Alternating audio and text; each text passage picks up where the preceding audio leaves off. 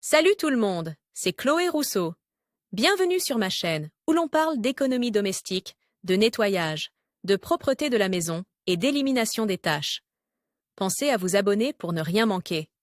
Maintenant, allons droit au but avec le sujet de la vidéo Il faut d'aujourd'hui. un peu d'effort pour créer cette habitude, mais elle donnera de bons résultats à long terme. L'essentiel est qu'elle prenne de la vitesse, de l'énergie et qu'elle se développe. Une fois créée, l'habitude gagne en force et en effet à chaque répétition et apporte énergie et force intérieure sans même que l'on y pense. Table des matières. Il y a de bonnes et de mauvaises habitudes. Les bonnes habitudes sont difficiles à prendre et les mauvaises à perdre. En créant de bonnes habitudes, nous produisons des changements conscients et intentionnels. En rompant avec les mauvaises habitudes, nous contrecarrons les forces pernicieuses de milliers de répétitions. Si nous avons créé une bonne habitude, la question est très simple, nous devons décider ce que nous voulons faire et le faire en 21 jours. Une fois que nous avons répété l'habitude pendant 3 semaines, elle nous guidera à partir de ce moment-là. Le plus difficile est de se débarrasser des mauvaises habitudes ancrées. Lorsqu'il s'agit de créer des habitudes, il convient de suivre les conseils suivants. Une habitude à la fois. 1. Une habitude à la fois. Changer une habitude demande beaucoup d'énergie et de dévouement. Pour réussir, il faut se concentrer sur une habitude à la fois. Une fois que la nouvelle habitude a été prise, vous pouvez envisager d'en créer une autre. 2.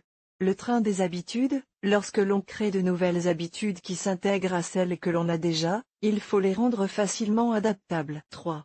Demander de l'aide. Lorsque nous devons créer de nouvelles habitudes, l'aide des autres est très importante. Essayez d'encourager les habitudes avec vos amis et essayez de les conquérir ensemble. Comment créer des habitudes? Créer des habitudes est le secret d'une vie organisée à la maison. Une fois créées, elles agissent comme un moteur. Et par où commencer?